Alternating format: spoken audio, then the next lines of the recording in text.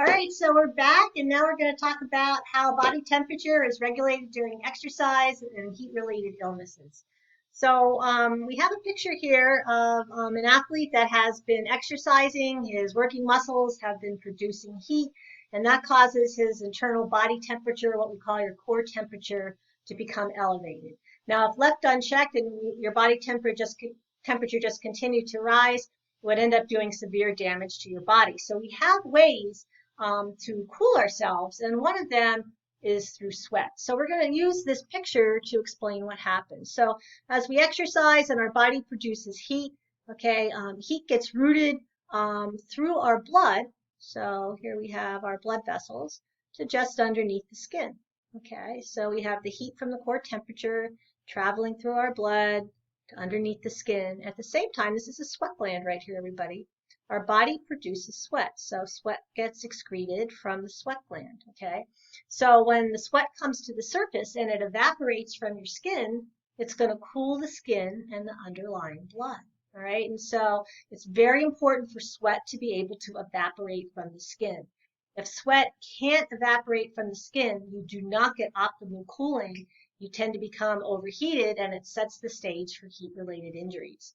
So it's one of the reasons that we don't want people wearing plastic suits when they exercise or wearing heavy clothing in hot, humid conditions when they exercise. It's one of the reasons football is so at risk. Football players are so at risk for heat-related injuries due to the helmets that they wear that trap the heat, and then any padding that they may wear that would trap the heat. So we're going to talk next about some heat-related injuries. And one of the things that I want you to know, and it's really important since we live here in Florida, is that strenuous exercise in the heat, all right, does set the stage for what we call exertional heat illness. And in humid weather, the air, you guys know from living in Florida, the air is filled with moisture. And when the air is filled with moisture, there's not a lot of ability for the sweat to evaporate from your skin into the surrounding environment because it's already saturated with moisture. So the sweat just kind of rolls off your skin. You don't get optimal cooling. We refer to that really as wasted sweat. And very important to know to take exertional heat illness seriously, the risk for it, because the CDC tells us it's one of the leading causes of death among high school athletes. Right, so types of heat-related illness that we're going to talk about today. One is called heat syncope. That's basically a fainting episode that someone can experience in hot, humid weather that's not person's not acclimatized, and they usually experience it during the initial days of heat exposure. It's also referred to as orthostatic dizziness. So I don't know, maybe you guys have experienced, you've been sitting down and you stand up really quickly and you kind of get like that little lightheadedness as well. Well, if you're standing around in the heat for a long time, the blood starts to pool down away from the upper part of your body and your brain, and you actually can get that dizzy feeling. So then we're going to talk about exertional heat exhaustion. We're going to spend a couple slides on that, something called exertional heat stroke. And then we're going to actually have a whole other video on exercise associated muscle cramping, all right? But as you guys know, I bet everyone in our class has experienced it. It's really that painful involuntary muscle contraction where, you know, your muscles are a knot and they just kind of lock up.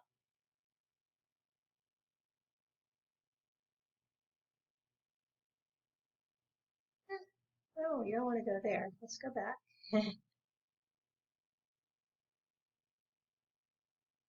All right, I had a little bit of a problem there with the slide going out to the website, but we're back now. Exertional heat exhaustion. So some signs and symptoms of this: heavy sweating, headache, fatigue, weakness, decreased blood pressure, nausea, vomiting, dizziness, lightheadedness, fainting, elevated body temperature.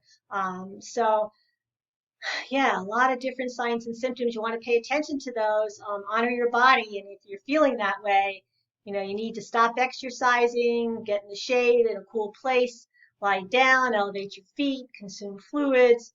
Those are all suggested treatments for heat exhaustion. I actually had a student tell me they were really glad they took my class because they were able to recognize this in her brother. He had been doing yard work all day, and they came home and he was exhibiting some of these symptoms. So I thought that was all right. Exertional heat stroke. All right, so this is a very serious condition. It can be life-threatening. Um, the body temperature is above 105 degrees. I have a little asterisk there because it depends upon the reference that we're reading. Some references say the body temperature is above 104 degrees. Other references say 105 degrees. And this is a rectal temperature. Okay, so that's important to specify as well. Other things to look for with exertional heat stroke: central nervous system dysfunction. So we're looking at irrational behavior. The athlete can be mentally confused, can be irritable, combative, and then while the athlete is exercising, you know, you would be looking for signs of struggling. The athlete can't keep up. They're staggering. They're disoriented. Um, so yeah, so very serious condition. If someone is diagnosed as having exertional heat stroke, and again, would have to meet this criteria here, you definitely would call for medical help, but then you have to initiate cooling right away. And if you look at some of the most recent research, especially through the Corey Stringer Institute, best practice that they're recommending, the fastest method, is immersion in a cold water ice bath. And you want to do that within 30 minutes of diagnosis. So over here I have a picture where they're showing an example here of how they would immerse someone who has heat stroke in an ice bath. Now, again, that's the best way. Obviously, if that was not available, while you're waiting for emergency EMS to get there, things you can do: fanning, cold towels around the neck, ice packs under the arms and in the groin area. You can put their hands in cold buckets of water. But that ice bath is really what is the big recommendation these days. So the effects of progressive dehydration. This is kind of neat. Just if you're looking at, oops, come backwards here. If you're looking at what happens with every percent of body water loss. So starting off with losing 1% of your body water, there's recognized with thirst, and then you know, progressively gets worse, and you can see, you know, very severe dehydration, 6-7% of your body weight loss, increased body temperature, pulse and respiration, 7% loss, stumbling, headache, and then ultimately, you know, kidney failure, organ failure. And then the last thing I wanted to mention, okay, is something called exertional sickling. Now, this is not specified as an exertional heat illness, but I am going to talk about it in this section because there's some predisposing factors, and that is heat and dehydration, someone who's not acclimated. So that's why I'm including it in this part. But exertional sickling is a medical emergency. You see it in athletes that carry the sickle cell trait. So at the beginning of every year in the fall, all our athletes at DSC, they're all tested for sickle cell trait because we're looking to see, you know, if they might be at risk for exertional sickling. And basically, this is when red blood cells change shape. So here we have healthy, round, red blood cells. They can flow easily through blood vessels.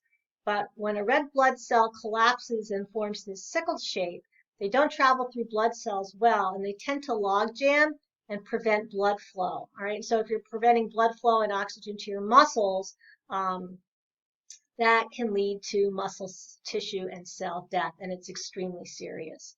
So some predisposing factors, as I mentioned, would be exercising in heat, humidity, being dehydrated, not acclimated, doing high intensity exercise with short rest intervals. There's other things like asthma and altitude that can play a role as well. So we're going to end this section, and then we'll be back and we're going to talk about fluids.